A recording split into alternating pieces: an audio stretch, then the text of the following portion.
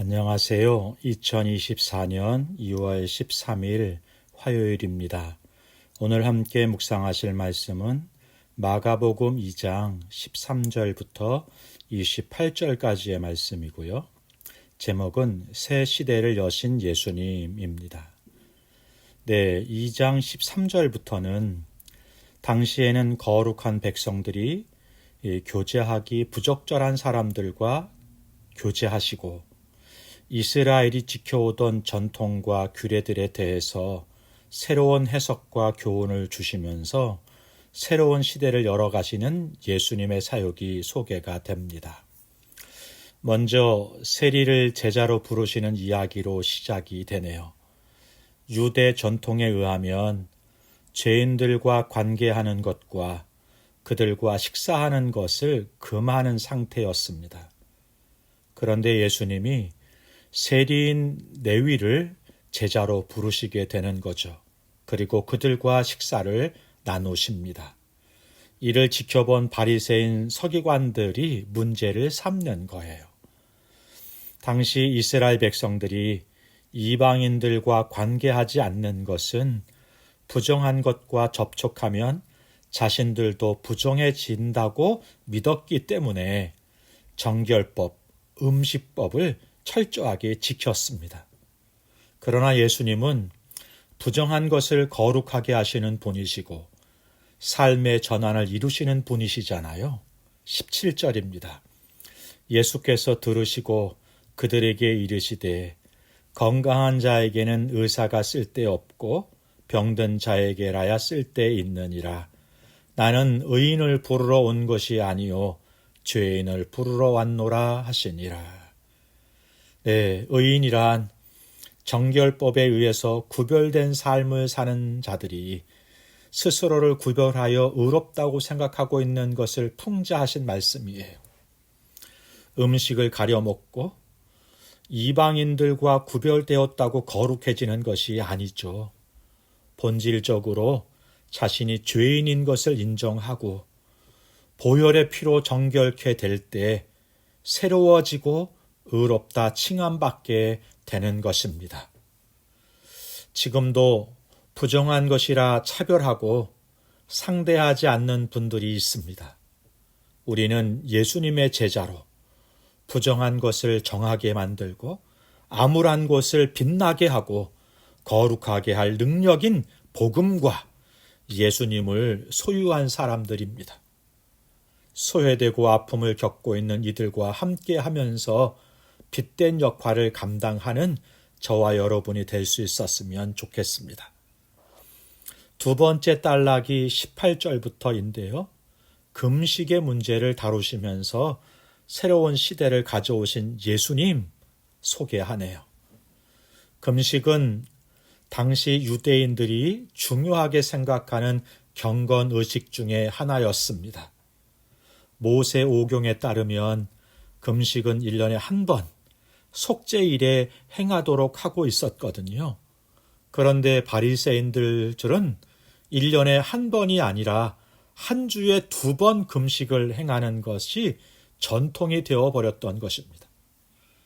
누가복음 18장에서 보면 이런 그들의 행위에 대해서 예수님께서 질책하고 있는 것을 볼 수 있어요. 왜냐하면 그들의 금식은 경건을 위해 하는 행위가 아니라 자신의 의로움을 드러내고 다른 사람들을 멸시하기 위한 방편으로 행해지고 있기 때문인 거죠. 이들이 예수님과 제자들이 금식하지 않는 것에 대해서 항의하자 예수님께서는 혼인잔치에 신랑과 함께 있을 땐 금식하는 것이 합당치 않다 말씀하시면서 금식할 때가 있을 것이다 말씀하십니다. 이것은 금식을 금하신 것도 아니고 금식에 대한 의미를 폄훼한 것도 아니시죠. 그러면서 이스라엘이 지켜온 낡은 전통에 대해서 새로운 교훈을 가르쳐 주시고 있는 거예요. 22절입니다. 새 포도주를 낡은 가죽 부대에 넣는 자가 없나니 만일 그렇게 하면 새 포도주가 부대를 퍼뜨려 포도주와 부대를 버리게 되리라. 오직 새 포도주는 새 부대에 넣느니라 하시니라. 네. 마태복음에서는 산상수훈을 통해서 모세 율법에 대한 새로운 해석과 시대적인 선언을 주셨던 것처럼 마가가 지금 예수님께서 유대의 낡은 전통에 대해서 새로운 시대적 해석과 선언을 해주고 있는 것이에요. 은혜와 긍휼의 시대, 그러면서 의무적이고 제의적 형식을 넘어서 율법을 문자적 적용하는 것이 아니라 율법의 정신, 예수의 정신, 복음적 가치를 가지고 살아갈 것을 요구하고 계신 것입니다.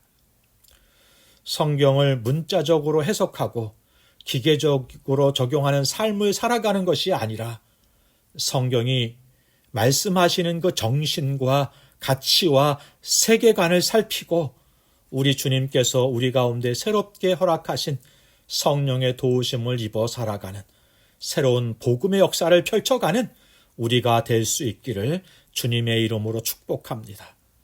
마지막으로 23절부터는 안식일에 대한 논쟁이 다뤄지고 있습니다. 예수님과 제자들이 길을 가다가 길을 열기 위해서 밀을 자릅니다. 이 장면을 마태복음에서는 제자들이 배가 고파서 이 싹을 잘라 먹었다 이렇게 기록하고 있죠. 바리새인들은 이 장면을 보고요, 제자들이 마치 심각하게 안식일을 범한 것처럼 예수님께 고발하고 있어요.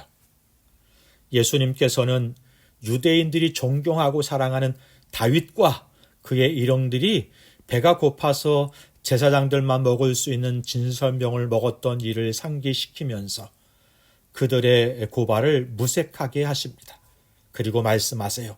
27절과 28절에 또 이르시되 안식일이 사람을 위하여 있는 것이요 사람이 안식일을 위하여 있는 것이 아니니 이러므로 인자는 안식일에도 주인이니라. 아멘입니다. 바리새인들은 율법을 문자적으로 적용해서 예수님과 제자들을 정죄했습니다. 그러나 예수님께서는 율법의 정신과 참 의미를 가르쳐 주시고 있는 것이죠. 안식일을 위해 사람이 있는 것이 아니라 안식일이 사람을 위해 있다. 그리고 그 안식일의 주인이 바로 예수님 자신이라고 선포하시는 거예요. 예수님께서 우리에게 주시고자 하는 것은 주님과 관계 속에서 자유와 사랑과 평화와 은혜를 누리기를 원하시는 것이죠. 오늘 우리가 공동체를 섬기며 행하는 것들이 혹시 무거운 짐처럼 느껴진다면 주님과의 관계를 살펴봐야 할 것입니다.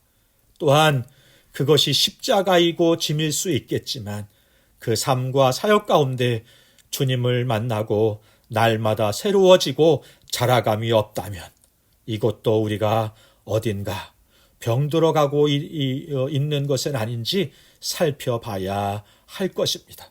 바라기는 우리가 행하고 섬기는 모든 것들이 주께서 우리에게 새롭게 허락하신 은혜고 선물임을 기억하면서 누리는 우리 모두가 될 수 있었으면 좋겠습니다.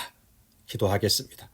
좋으신 하나님 아버지, 우리에게 허락하신 새로운 역사를 주와 함께 걸어가면서 그 십자가, 그 고난, 그 수고도 기쁨과 감사로 감당하게 하시고 그 은혜를 누릴 수 있게 하여 주옵소서.